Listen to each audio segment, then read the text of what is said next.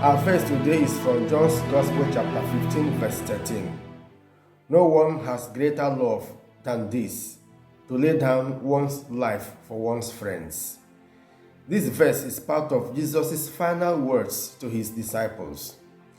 These words follow Jesus' saying, "Love one another as I have loved you." So the central teaching is about love. But what type of love is it? Jesus is talking about his own unselfish, sacrificial, and illimitable love. This teaching aims to set an example for the disciples and all Christians so that they may love one another as he loved them. Jesus emphasizes that what he shows is the highest form of love. Anything else must be less. And this love refers to Jesus' love demonstrated on the cross. The heartbeat and the central point of the example that Jesus wants the disciples and all of us to learn is that love gives, and it gives everything, even life, without reservation. There is no greater proof of love. This love is a mirror and a standard for measuring love, and it is Jesus' gift to the world. We are called to emulate this in all our relationships, to love as Jesus loved, because there is no other form greater than this.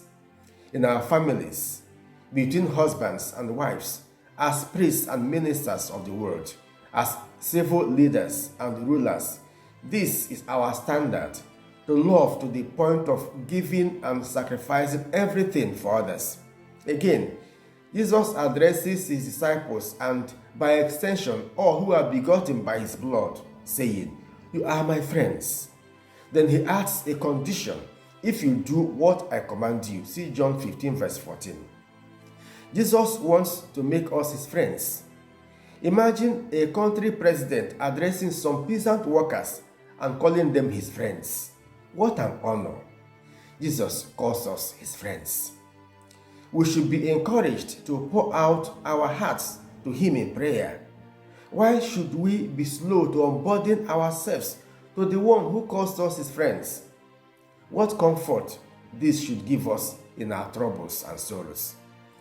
This is a challenge to us.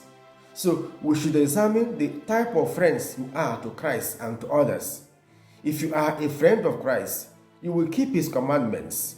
As a priest or preacher of the gospel, if you are a friend of Jesus, you will respect him and keep his words with total commitment and care for his sheep, with a great sense of devotion and love.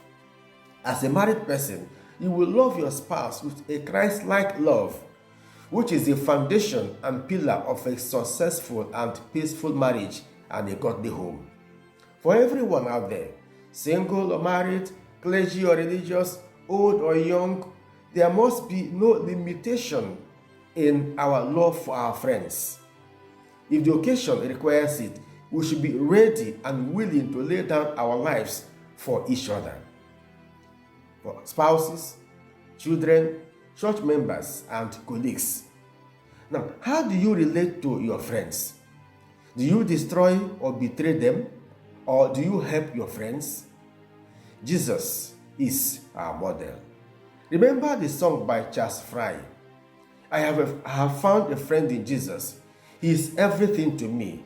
He is the fairest of 10,000 to my soul. In sorrow, he is my comfort. In trouble, he is my stay.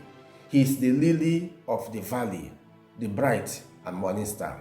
What a friend we have in Jesus. As you cling to Jesus, may Jesus, your friend, never leave nor forsake you, whether weak or unworthy, and may he bring your victory and comfort in all your troubles and sorrows of life. Amen. God bless you and have a great day.